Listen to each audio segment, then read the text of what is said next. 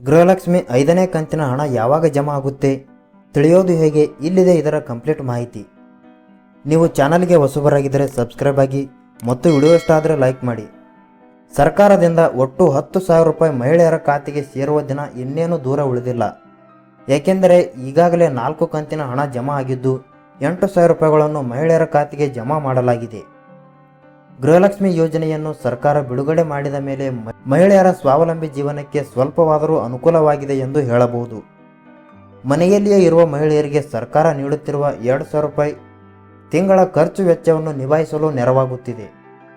July 2023ರಿಂದ ಅರ್ಜಿ ಸಲ್ಲಿಕೆ ಆರಂಭವಾಗಿದ್ದು ಆಗಸ್ಟ್ 30ಕ್ಕೆ ಮೊದಲ ಕಂತಿನ ಹಣವನ್ನು ಬಿಡುಗಡೆ ಮಾಡಿತ್ತು ಸರ್ಕಾರ.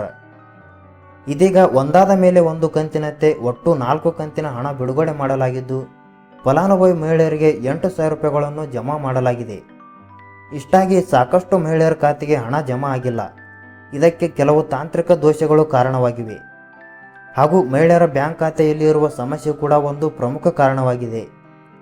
ಈ ಹಿನ್ನೆಲೆಯಲ್ಲಿ ಎಲ್ಲ ಮಹಿಳೆಯರ ಖಾತೆಗಳಿಗೆ ಹಣ ವರ್ಗಾವಣೆ ಮಾಡಲು ಸರ್ಕಾರ ಪ್ರಯತ್ನಿಸುತ್ತಿದ್ದು ಗೃಹಲಕ್ಷ್ಮಿ ಅದಾಲತ್, ಗೃಹಲಕ್ಷ್ಮಿ ಕ್ಯಾಂಪ್ಗಳನ್ನು ಸರ್ಕಾರ ನಡೆಸಿ ಮಹಿಳೆಯರಿಗೆ ಉಚಿತವಾಗಿರುವ ಸಲಹೆಗಳನ್ನು ನೀಡಿ ಅವರ ಸಮಸ್ಯೆಯನ್ನು ಪರಿಹರಿಸಿದೆ. ಗೃಹಲಕ್ಷ್ಮಿ ಕ್ಯಾಂಪ್ನಲ್ಲಿ ಸುಮಾರು 4 ಲಕ್ಷ ಮಹಿಳೆಯರು ಭಾಗವಹಿಸಿದ್ದು ಬಹುತೇಕ ಮಹಿಳೆಯರ ಸಮಸ್ಯೆಗೆ ಪರಿಹಾರ ಸಿಕ್ಕಿದೆ ಎಂದೇ ಹೇಳಬಹುದು. ಇದೇ ಕಾರಣಕ್ಕೆ ಮೊದಲ ಕಂತಿನ ಹಣಕ್ಕಿಂತ 4ನೇ ಕಂತಿನ ಹಣ ಪಡೆದುಕೊಂಡ ಮಹಿಳೆಯರ ಸಂಖ್ಯೆ ಜಾಸ್ತಿ ಇದೆ.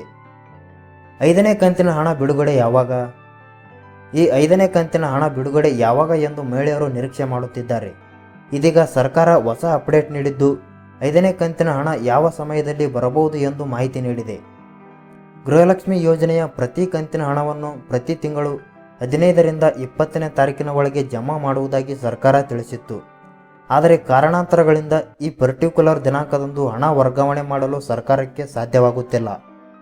ಸರ್ಕಾರದಿಂದ ಗೃಹಲಕ್ಷ್ಮಿ ಯೋಜನೆಗೆ ಅರ್ಜಿ ಸಲ್ಲಿಸಿದ 80%ನಷ್ಟು ಮಹಿಳೆಯರಿಗೆ 4ನೇ ಕಂತಿನ ಹಣ ಜಮಾ ಆಗಿದ್ದು ಇದೇ ಬರುವ ಜನವರಿ 31ರ ಒಳಗೆ 5ನೇ ಕಂತಿನ ಹಣವನ್ನು ಕೂಡ ಬಿಡುಗಡೆ ಮಾಡಲು ಸರ್ಕಾರ ನಿರ್ಧರಿಸಿದೆ ಎನ್ನುವ ಮಾಹಿತಿ ಲಭ್ಯವಿದೆ.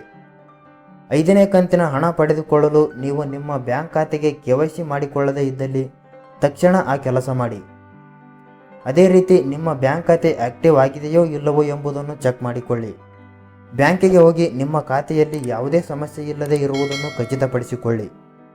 ಈ ಮಾಹಿತಿಯ ಬಗ್ಗೆ ನಿಮಗೆ ಏನನಿಸುತ್ತದೆ ಕಮೆಂಟ್ ಮಾಡಿ ಮತ್ತು ವಿಡಿಯೋ ಇಷ್ಟ ಆದರೆ ಲೈಕ್ ಮಾಡಿ.